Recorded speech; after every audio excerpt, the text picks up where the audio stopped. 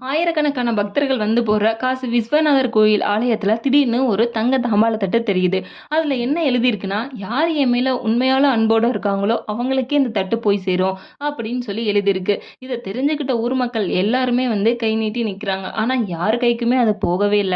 அன்னைக்குன்னு பார்த்து சிவராத்திரிக்கும் கும்பல் நிறையவே இருக்கு. பெரிய பெரிய பணக்காரங்க முதற்கொண்டு வந்து நிக்கிறாங்க. ஆனாலும் அந்த தட்டு கொஞ்சம் கூட அசையவே இல்ல. ஒரு விவசாயி குளிச்சு முழுகிட்டு, சரி சிவன பார்த்துட்டு நம்ம 2 வெல்வ செடிய வச்சுட்டு வருவோம் அப்படின்னு சொல்லிட்டு கோயில் ஆலயத்துக்குள்ளார கால் எடுத்து வைக்கிறாரு. வைக்கிற வழியில ஒரு நோயாளி ஒருத்தர் படுத்திருக்கிறாரு. அவர பார்த்த எல்லாருமே மூஞ்ச சுளிச்ச மேனி பார்க்காத மாரியே போறாங்க. இவரு மட்டும் அவர பார்த்து அவர்கிட்ட சொல்றாரு, "நீங்க படுத்துருங்க. நான் கோயிலுக்கு போயிட்டு உள்ள போயிட்டு வரும்பொழுது உங்கள என் வீட்டுக்கு அழைச்சிட்டு போறேன்" அப்படின்னு சொல்லி சொல்றாரு. இவரு கோயிலுக்குள்ள போன உடனே அந்த தட்டு தானாகவே இவர் கைக்கு வந்து சேருது. ஏன்னா, இவர் ஒருத்தர் மட்டும் தான் அன்போட இருக்காரு. இந்த மாதிரி கதைகளுக்கு ரக்ஷன் மேலு சேனலை லைக் பண்ணுங்க, ஷேர் பண்ணுங்க, சப்ஸ்கிரைப் பண்ணுங்க.